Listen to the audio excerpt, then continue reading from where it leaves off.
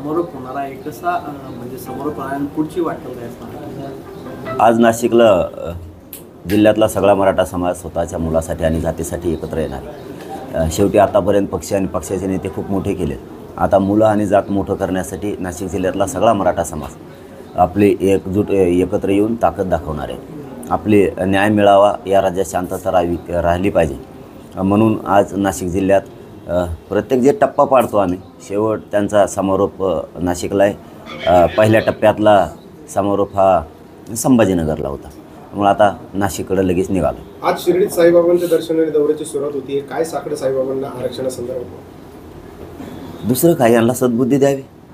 शेतकरी अडचणीत आहे, गोरगरीब अडचणीत आहे, समाज अडचणीत आहे, समाजाचे प्रचंड प्रश्न आहेत, ते सोडवण्याची सद्बुद्धी द्यावी. ही साईबाबांच्या चरणी साकडं घातलं जाणार आहे. साईबाबांनी नेहमी श्रद्धा आणि सबुरीचा संदेश दिलेला आहे. आपण इतके दिवस सरकारवर श्रद्धा ठेवली, आरक्षण मिळालं नाही, आता सबुरी कुठपर्यंत सबुरी राहणार आहे? 29 तारखेपर्यंत बघू. 29 तारखेला निर्णय घेऊ काहीतरी. तुम्ही काल म्हणाला होता की निवडून आणू शकलो नाही तरी 19 जागेवरती परफेक्ट कार्यक्रम करू. त्यावर प्रवीण दरेकर असं म्हणतायत की मनोज जरांगे जे आहेत ते फक्त आता आरक्षणाच्या मुद्द्यावरून आरक्षणाचे जे ते सगळं आंदोलन त्यांचं सुरू आहे, त्या आंदोलनावर फक्त ते स्वार होऊन आता मजा लुटतात. त्याला नाही कळायचं. फुकट मागच्या दारातून आमदार झाणाऱ्याला समाजाच्या आक्रोश नाही कळायचं, आणि त्याला मी काय करतो हे कळणार बी नाही. त्याची पुरी हयात जाईल. कारण फडणवीसचे नाही हातात टेकलेत ते. हे कोण आहे? हे कोण आहे? हे लोकांच्या मतावर, मराठ्यांच्या मतावर निवडून येणारं, हे आमदार होणारं, मराठ्यांच्याच आमदारांचे मतं घ्यायचे, याला नाही कळणार. ते पागल झालेले, त्याला काहीच कळणार नाही. आमचं म्हणणं काय आहे, आमचं आंदोलन कशासाठी आहे. 12 महिने बस बरं म्हणा तू आंदोलन करीत, मग तुला कळत समाजाचे काय भावना आहेत. 12 महिने फक्त बस. 12 जाऊ दे, तू 2 महिने फक्त माझ्यासारखं बस, मग तुला कळत काय समाजाच्या वेदना असतात, समाज काय बोलतो आहे. जरा खेड्यात ये बरं, थोडं खेड्यात ये फक्त, भावना जाणून घे मराठ्यांच्या काय म्हणणं आहे. आरक्षण पाहिजे का नाही. उगा बोलवतो म्हणून बोलवतो, त्याचे देवेंद्र फडणवीसच्या भाकरी खातो म्हणजे काय इकडं मराठ्यांची गद्दारी करायला लागला काय? काय बोलावं, त्याला थोडंसुद्धा अक्कल नाही आहे. मराठा आरक्षणाच्या मुद्द्यावरती सरकार आणि विरोधक हे मराठ्यांना, मनोज जरांगे पाटलांना झुलवत ठेवताय असं वाटतंय तुम्हाला? म्हणूनच आम्ही 29ला निर्णय घेणार आहे. आज 12 महिने झाले आंदोलन सुरू आहे. जातीकडून बोलायचं सोडून किंवा प्रश्न मांडायचं सोडून हे दरेकर फरेकरसारखे हे भंगार क्वालिटीचे आमदार आहे, हे मराठ्यांच्या जातीच्या विरोधात बोलायला लागले. काय भावना आहे समाजाची सांग ना. तो आहे देवेंद्र फडणवीसला, लय तुला एवढा पोळ काय ना त्याचा. आम्ही बोलतो त्याला सांग जाऊन. 12 महिने झालेत म्हणा माझ्या जातीचे मराठी लोक बसलेत, त्यांच्या जरा भावना समजून घे म्हणा. सांग त्याला, सांग ना. तो एवढीच चल, तू आणि त्याचं एक ताट आहे ना दोघाचं, एका ताटात जेवतात. मराठीचे लोक बोलल्यावर तुला लई वाईट वाटतं. म्हणजे आईबापाला बोलल्यावर जसं माणसाला वाईट वाटतं, तसं त्याला बोलल्यावर वाईट वाटतं. याचे आईबाप खरा समाज असला पाहिजे, याला हे वाईट नाही वाटत. मग सांग ना तिथं जाऊन. 12 महिने झाले त्यावर लोक बसले आहेत, त्यांचे काय हाल आहेत. आपल्या सरकारने त्यांना हाणलं आहे, परत केसेस केल्यात खोट्या. जरा सांग, दे म्हणा ते आरक्षण आहे ते. हां, दिल्यावर मग बोलल्यावर मग नाव ठेवा आम्हाला. दरेकर साहेबांनी नंतर नाव ठेवलं पाहिजे आम्हाला. दिलं आहे तुम्हाला, ओबीसीतून आरक्षण दिलं आहे, तुमची सगळ्या स्वारीची अंमलबजावणी केली, तिनंही गॅजेट लागू केले आहेत, मग तुम्ही का बोलता? मग ठीक आहे, हे देत नाही म्हणून तर आम्हाला सत्तेकडे जायची वेळ आली ना. छगन भुजबळ हे ओबीसी नेते आहेत, त्यांनी विरोध करणं आपण समजू शकतो. मात्र जे मराठी आहेत, जे राणे असतील किंवा इतर मराठी आमदार असतील, मंत्री असतील, त्यांचाही आतून विरोध आहे, काही स्पष्टपणे बोलत आहे. नाही, मला वाटत नाही तसं. कारण हे देवेंद्र फडणवीसांनी बळच बोलायला लावलं असावं त्यांना. कारण राणेसाहेबांचं त्यांच्या वयानुसार मी त्यांना बोलत नाही. मी प्रत्येक वेळेस दादा आणि सन्मान शब्द वापरतो.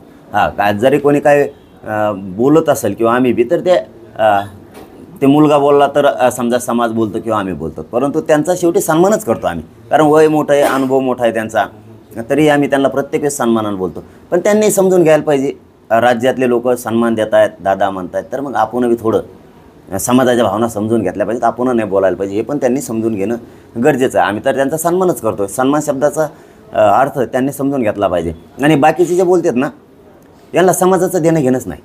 ह्या बाकीच्यांना, यांना फक्त देवेंद्र फडणवीस पाहिजे आणि पक्ष पाहिजे. जात भीत काही नको यांना, जातीचे लोक पण नको. यांना आमदार व्हायचे गोड बोलून त्यांच्याकडून, बस एवढंच यांचं काम आहे.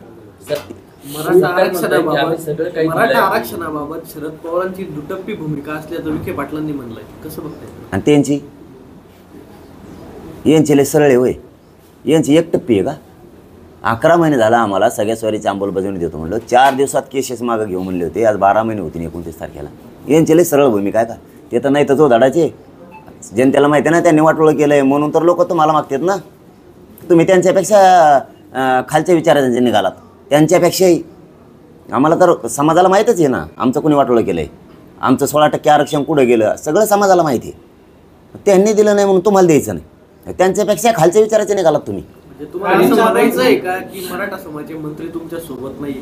दोन्ही नाही, महाविकास आघाडी नाही, मंत्री नाही, मंत्री नाही, कोणीच नाही, सरकार नाही, कोणी नाही. यांना फक्त मराठ्यांचं वाटोळं करायचं आणि यांची पोळी यांना बाजून घ्यायची. पण जे जे मराठ्याचे आमदार मराठ्यांच्या विरोधात बोलत आहेत ना, त्यांचा मराठी ह्यावेळेस कार्यक्रमच लावणार आहे. बोल म्हणा तुला काय बोलायचं. विखे पाटील म्हणाले होते की मनोज जरांगे म्हणजे मराठा समाज नाही. कळन त्यांना आहे का नाही? निवडणुका जवळ आल्या, आचारसंहिता लागते, त्यात आता सर्वपक्षीय बैठकीचा फार्स केला जातोय का? नाही. याच्या आधी बैठकीचं आयोजन केलं गेलं, काही नेते त्या बैठकीला गेले नाही.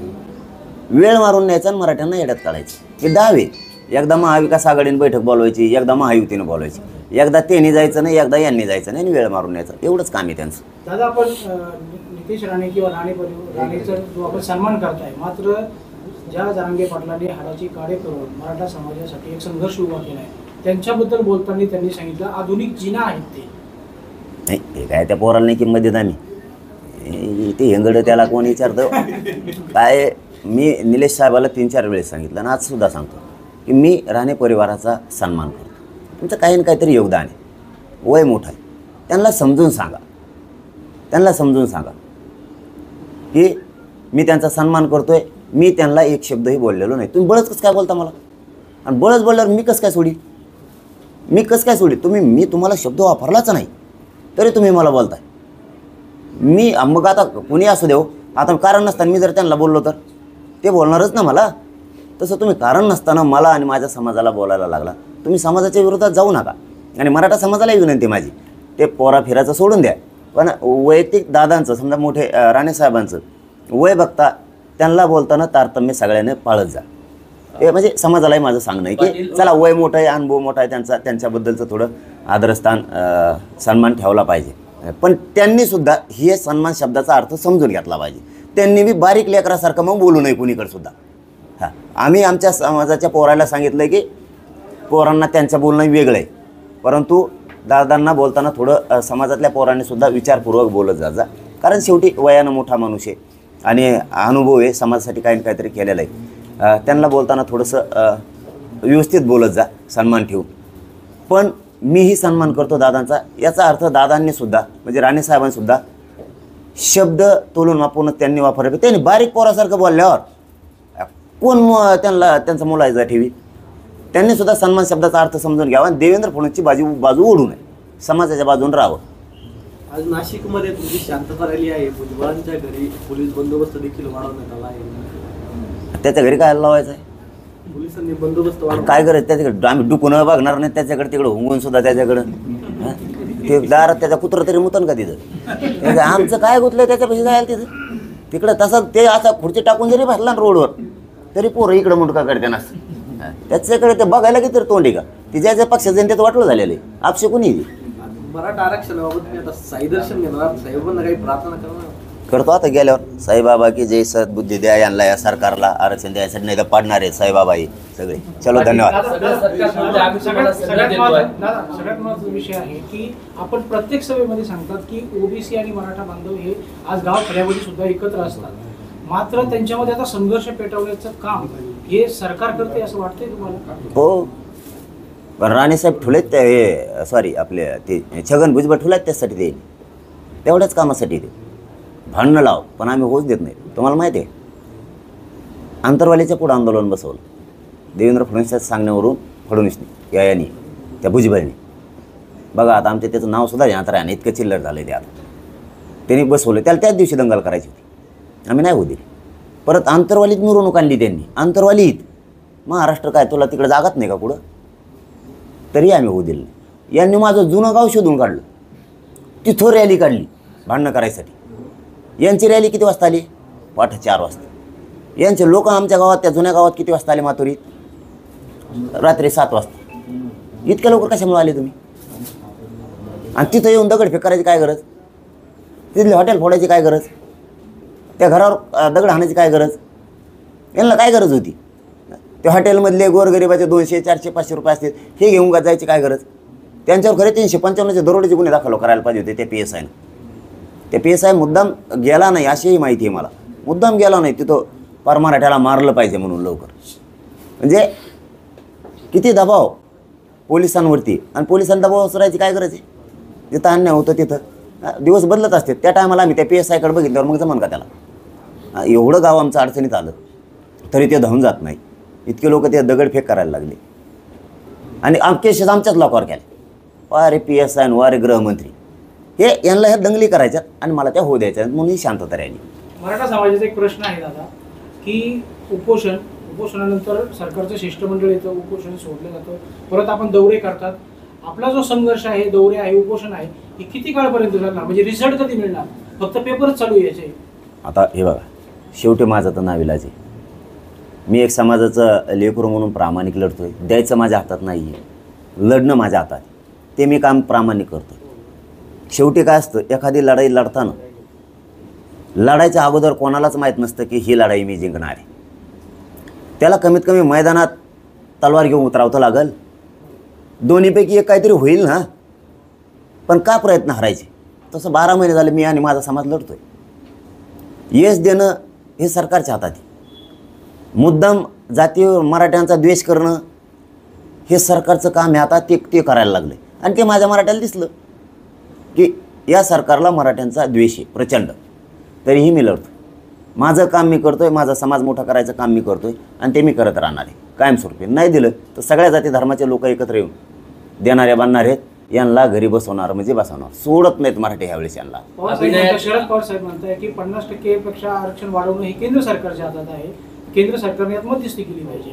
आता केंद्राकडे टाकायचं का नेऊन आम्हाला? म्हणजे आणखीन 10-5 वर्ष आमच्या असेच काढी लावून टाकायची आमची पुरी. आम्ही OBC आरक्षणात आहेत, OBC आरक्षण आम्ही मागतोय आणि OBC आरक्षणाचा प्रश्न हा राज्यातही केंद्रात नाही आहे. 10% ते 50%च्या वर जे 10% आरक्षण दिले ते केंद्राचा विषय. कारण त्याची मर्यादा वाढवणं, कुटाने करणं.